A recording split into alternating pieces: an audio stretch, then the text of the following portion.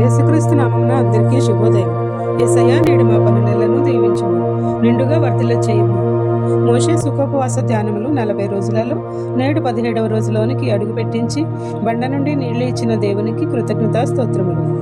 ఈ ధ్యానములలో పాల్గొనేవారు నేడు నిర్గమాకాండము 17వ అధ్యాయమును పూర్తిగా చదవగలరు.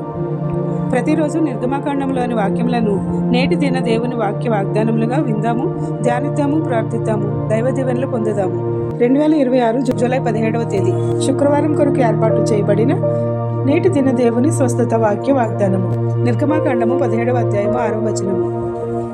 బండ మీద నేను నీకు ఎదురుగా నిలిచెదను, నీవు ఆ బండను కొట్టగా ప్రజలు త్రాగుటకు దానిలో నుండి నీళ్లు బయలుదేరును. ఆమేన్. ప్రియమైన దేవుని విశ్వాసులారా, తన శిష్యుడైన పేతురును నిన్ను బండగా ఏర్పాటు చేసి నీపై నా సంఘమును కట్టుదును అని చెప్పిన యేసుక్రీస్తే నిజమైన బండగా మన కోసము తన రక్తమును చిందించెను. అలనాడు మోషే కర్రతో కొట్టగా ఎలాగైతే బండలో నుంచి నీళ్లు ఉబికెనో, యేసుక్రీస్తును కర్ర శిలువపై మేకులతో కొట్టగా ఆయన రక్తము చిందించబడినది. క్రీస్తు అనే బండ నుండి వచ్చిన రక్తము పాపాత్ములకు పాపక్షమాపణ ఇచ్చినది. ఇశ్రాయేలీలు అందరూ ఒకే మేఘము కింద నడిచిరి. సముద్రంలో ఆయన నడిపించిన ఆరిన నేలను నడిచిరి. ఆ మేఘము సముద్రములలో నుంచి వచ్చిన దేవుని పరిశుద్ధ ఆత్మీయ ప్రభావముచే వారు ఆత్మీయ బాప్తిస్మం పొందిరి.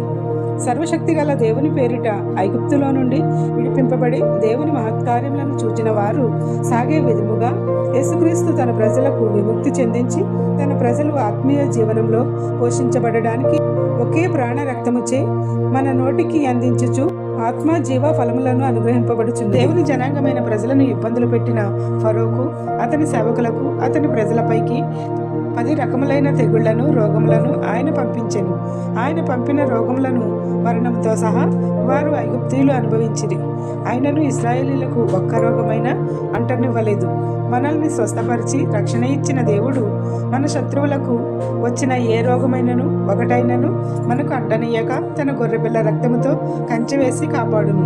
కావున ఆయనను వెంబడించే వారముగా క్రీస్తు అనే బండలోనిది త్రాగుచు ఉన్న మనము ఆయన కృపలను పొందుతూ నిరంతరము రక్షింపబడుచున్నాము. ఆత్మీయ దాహమును, వరముల దాహమును తీర్చుకునే ధన్యతను మనెల్లరకు దయచేయును గాక. ఆమేన్. ప్రార్థన. మనిషి కుమారుడిగా యేసుక్రీస్తు ఈ లోకమునకు వచ్చి పాపాత్ములకు వారి పాపముల నుండి పాపక్షమాపణ కలుగు నిమిత్తమే క్రీస్తును బండలో నుండి రక్తము చిందించి పాపాత్ములమైన మనలను పాప విమోచన చేసెను.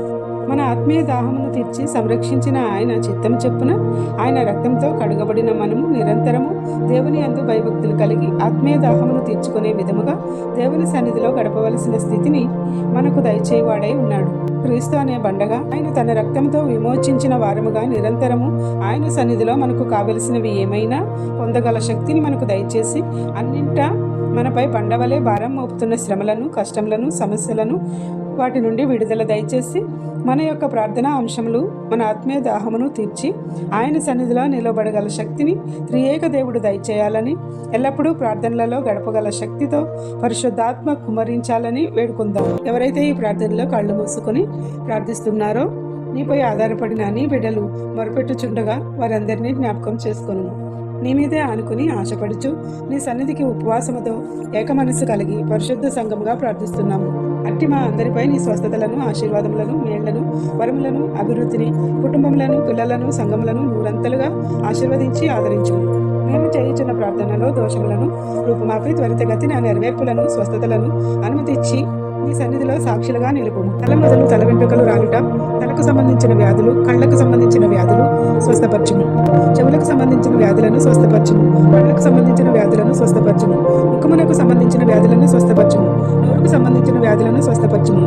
గొంతుకు సంబంధించిన వ్యాధులను స్వస్థపరచుము. మెడకు సంబంధించిన వ్యాధులను స్వస్థపరచుము.